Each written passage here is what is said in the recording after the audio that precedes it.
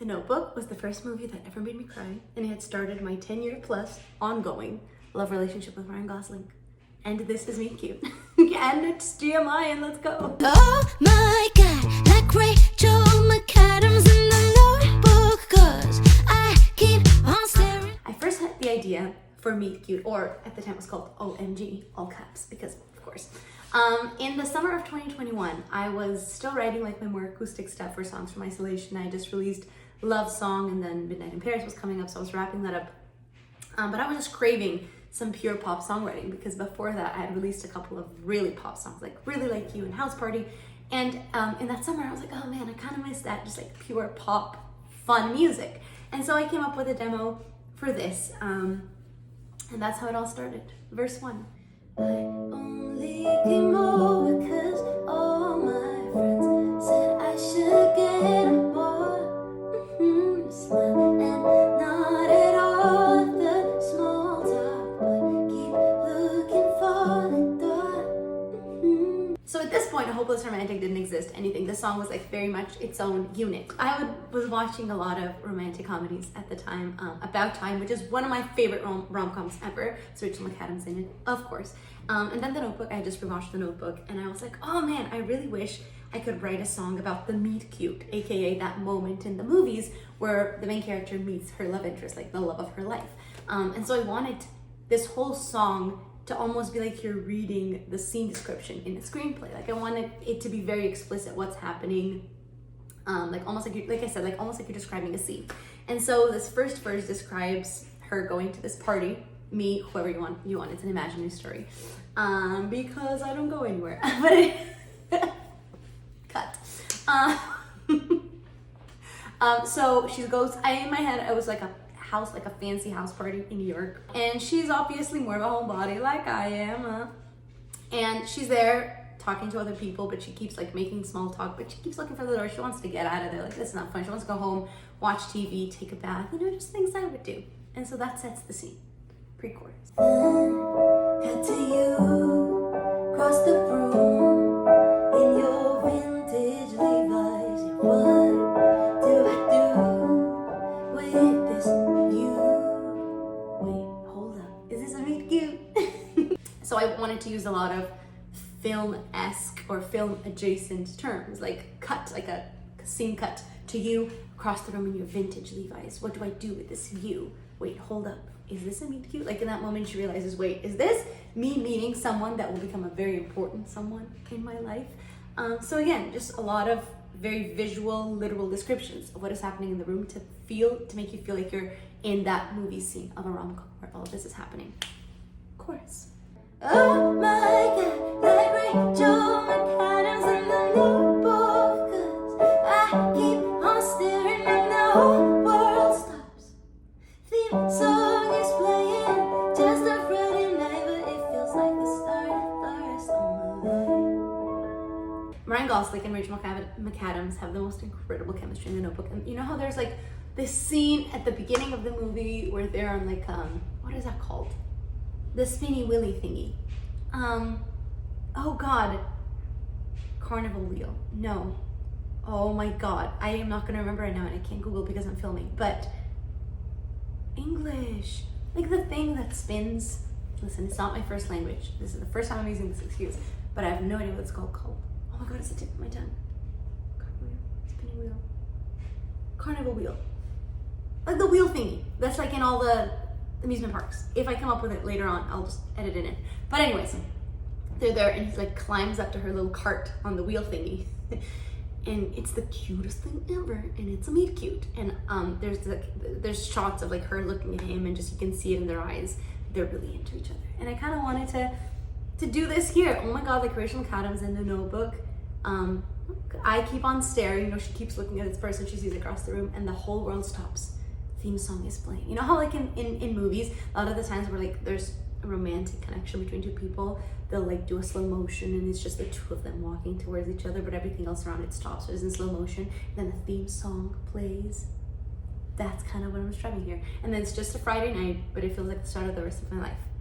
The Friday night part in the original demo of the song, when it was still OMG, it was a Tuesday night, because I wanted it to be a random day of the week, kind of like that, making it, oh, it's just a random day of the week, but it's the beginning of the rest of my life. However, after I wrote Hopeless Romantic and it starts with "It's a Friday night and all," I was like, how cool would it be if Hopeless Romantic describes this single main character getting ready at her place, and then you see where she goes. She goes to this house party where she meets this person, hence the Friday night. So it's kind of like a continuation of the story. Verse 2. The lights and cue the slow motion, camera close up on your face. It's almost a little too perfect. Heartbeat starts making a base. I didn't write this verse until fall of last year, so it took a whole year from when I had the initial verse and chorus to the point where I ended up finishing the song. Honestly, at the time I wrote it, I was not too excited about it, or like it didn't fit in the type of music that I was making at the time. And then last year, when I was finalizing the visuals and just like the sonic, how would I call it, like red thread that would go through all the songs this year, I was like, wait a second, oh my god, the "Oh my god" song totally works here. And so I adapted a little bit lyrically just so it makes more sense with Hopeless Romantic, and then I added the second verse. And this one, I think, really zeroes in on this idea of using filmography terms to make it feel like you're reading a screenplay instead of just listening to a song. So dim the lights, cue the slow motion, camera close up on your face. Like you're literally describing what's gonna happen. It's almost a little too perfect. Heartbeat starts picking up pace, like, oh, it's happening. And in the final production of the song, as I was making it, I had the idea of adding a little heartbeat effect there, like, because I always have like a filler at the end of each verse, like it's or like a strings thing or whatever, and there I was missing something, and I was like, oh, heartbeat, let's literally make it sound like a heartbeat so it feels like your heartbeat is pumping as this goes. Pre-chorus too. Then cut to me, and I see our whole life together. What? Don't blame me, it's just a dream. Oh, this is absolutely a Meetcute. This one I wanted it to be a mirror image of the first pre-chorus. So the first pre-chorus goes, then cut to you across the room, blah, blah, blah. This one is then cut to me. So it's like before we're looking at him in this imaginary scene, now we're looking at me. And I see our whole life together. You know how you almost feel like this fast, like, how do you call it? Like a high-speed montage of like their life together. Oh, they're getting married. They have like a white picket fence house and like a cute dog and a gorgeous house in the countryside and kids and all that, blah, blah, blah. So like that, she sees their whole life together. What? Don't blame me. It's just a dream. Oh, this is absolutely a Meetcute. See, if you say it, we add a little bit of character to it and it all makes sense. Bridge. That's the only thing that's left. Subtle smile and walking towards you, lock your eyes on mine. What a deep blue, this is it. I'm done, it's over. Boy, tell everybody we will talk for hours and hours. You'll always surprise me with flowers. This is it. I'm done, it's over. Boy, tell everybody.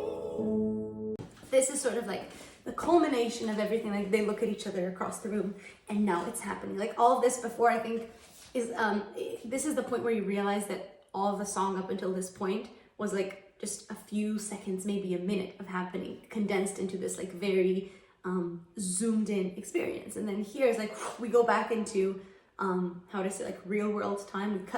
We stop the slow motion. It's like them walking towards each other. Subtle smile and walking towards you, lock your eyes. Oh my, what a deep blue. This is it. I'm done, it's over. Go ahead, tell everybody.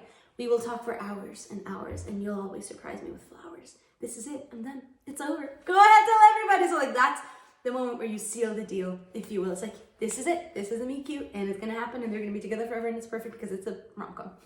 This is the one where I had a lot of fun because I think it really sort of takes all of the elements of a classic early 2000s rom-com that which is the style of film that really inspired all the songs this year. And I like that this song is very literal in that inspiration, in that it very much feels like you're literally just watching a description of a scene and then it plays out in front of you in sonic form. Hence the title Meetcute. I literally have nothing else to say. I'm trying to use big words and it's not going anywhere. All right, thanks for hanging out with me, Rachel McAdams. I love you forever. You're never gonna see this, but forever. All right, love you, bye. Oh my god, like Rachel McAdams in the notebook, 'cause I keep on staring in the